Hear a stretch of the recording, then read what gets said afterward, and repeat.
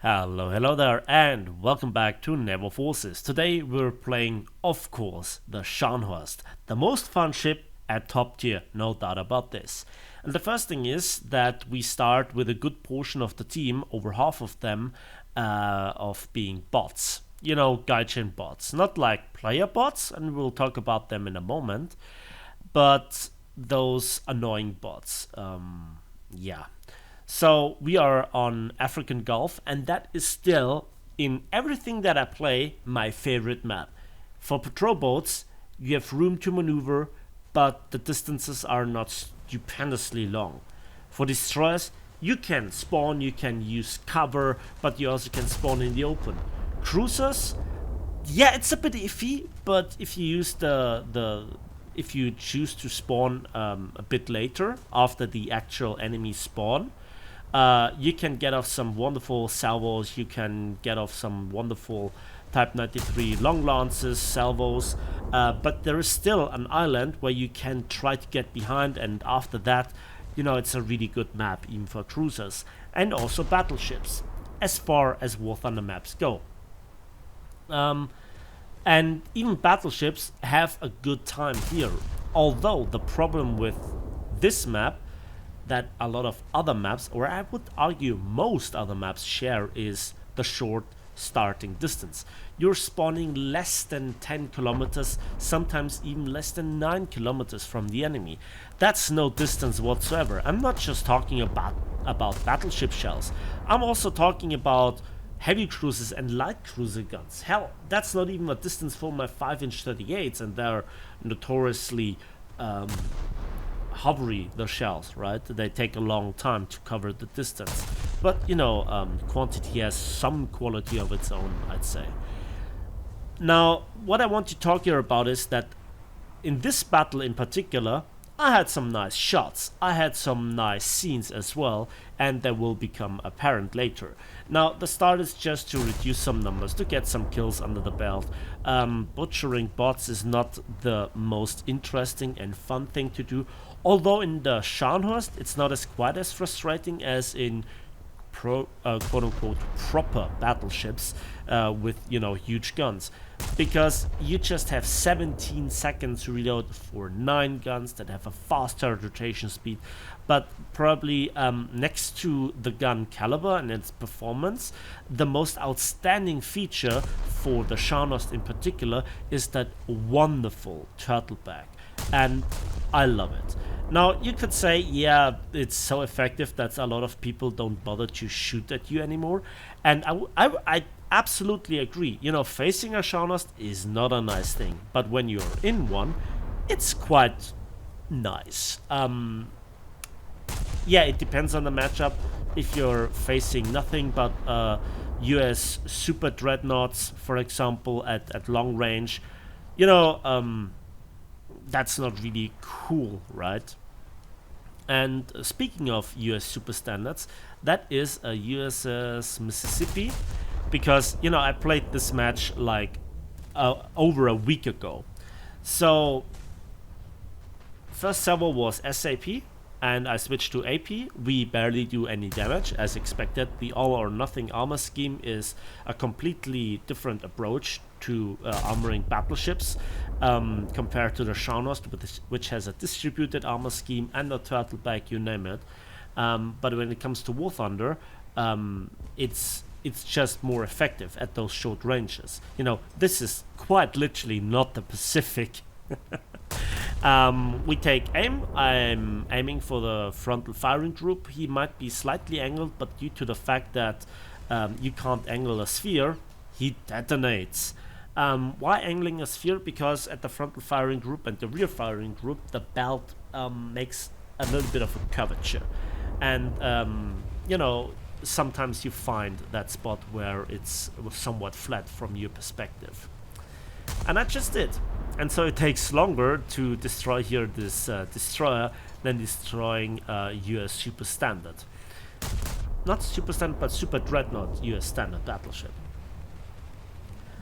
So overall, I really love the Scharnhorst, and it's quite nice if you are at the stage where you are at work, university, whatever, and you come home and you just want to have a good time firing up the PC, starting War Thunder, jumping into this game and having a good time. And yeah, somewhat that's what you're expecting and what the Scharnhorst somewhat delivers.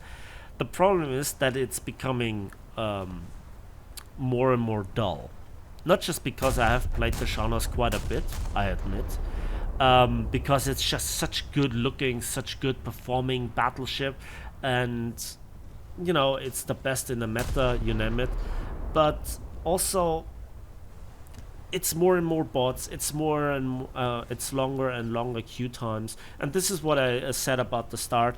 Gaijin did a wonderful thing when a year or 2 years ago we had that bot infestation in Naval forces, where a lot of people were just you know, using some sort of scripts or bots, you name it, that just would launch you into the battle in premium cruisers with high SL earning modifiers over and over again, and the ship just would go on autopilot forwards and do basically nothing except with the auto gunners. That was kind of annoying, but it also gave you a chance to farm. Also, good benefits for the remaining player base was that they were not just focusing on the active players, but you know, first try to farm the bots, where you can then try to get into a better position. Also, when you were farming the bots, you know, they were giving more SL and more RP, and there was more diversity in the human bots, if you want to call it that way, than in Gaijin's bots, which give less RP, less SL, and are more annoying to take down. The Krasny Krim here is a notorious example. I just have the worst luck shooting at it. It just doesn't want to explode, just like the SKR-7 here. I mean, in this case it dies before I really get the shot off, but you get the idea. So it's not really entertaining anymore to play Naval forces, and I think that this is the interesting part, because War Thunder Naval forces used to be contestant for World of Warships killer. World of Warships, despite all the nonsense that they did, despite, you know, the numerous carrier reworks, despite the numerous scandals, and the content creator apocalypse and so forth, and U-boats, you name it, they're just doing fine in comparison to War Thunder Naval forces, just because Gaijin makes it worse all the time. So by doing something against the bots, they just made it basically more fair. You could argue this, and I would agree, but effectively they made it worse for everybody. And now we see the main purpose of German AA, just making me aware that something's in the air. So I turn hard, try to get cover behind this island, and you can see how this ship now leans or tilts to one side. We shoot down the AM-1 right here, but around the island, with a smart move, there is the BTD-1, and that has some really nasty Mark 13-44 torpedoes, and the Scharnhorst is notoriously narrow near the front magazines, where he basically hit me. But because I just tilted so hard by turning, I dipped the belt basically below the water, and the torpedoes were at a shallower depth than the belt, so he didn't hit my anti-torpedo defense systems, but actually the armored belt. He didn't penetrate them with them, so no flooding, no fire, no damage. Thank you very much. So that was a bit of luck, but also a bit of I did what I could do, and it just worked. Another thing about African Gulf, the map, is that B is very interesting. B is one of those caps that has an island in it, and that makes it very interesting to fight for it and against it, but also from it.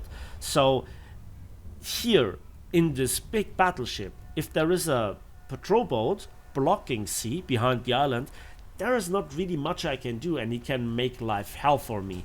by laying mines, by having depth charges where I just can't shoot him, and also simply torpedoes, and by blocking B.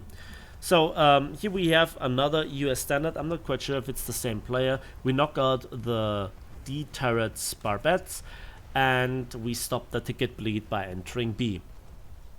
Now I'm in cover, and that is fine. I'm really afraid here that there is a patrol boat here, and this is some adrenaline, right? It's not like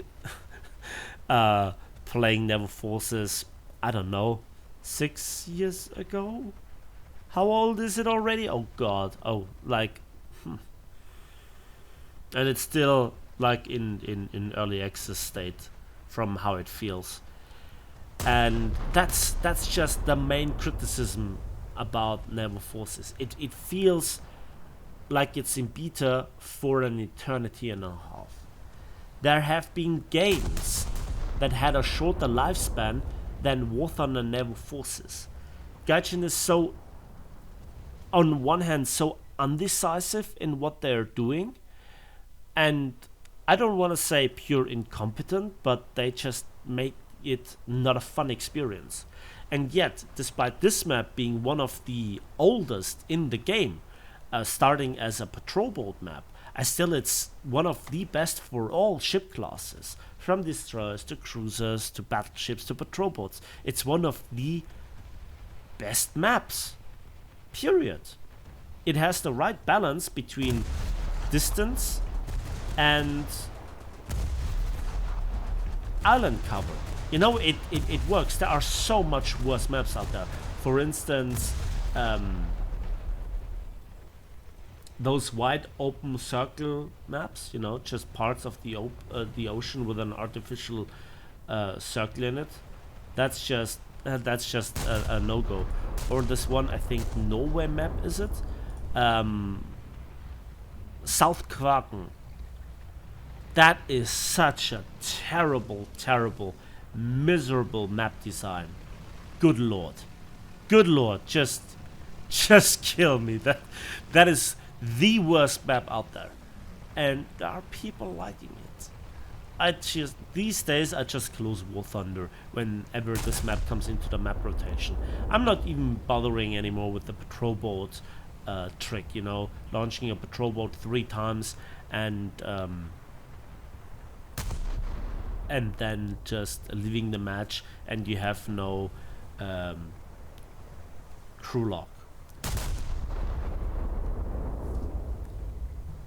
The main 2 reasons why I still play War Thunder Naval Forces is I'm waiting for, you know, the really big battleship names, like obviously Bismarck, Tirpitz, maybe Gneisenau with the 15-inch guns, where the regunning was actually started IRL. Obviously Yamato, but also the American Iowa class or North Carolina. Obviously the British with King George V. I'm really interested in how that actually works out. Oh, hello there. He must be so mad at me.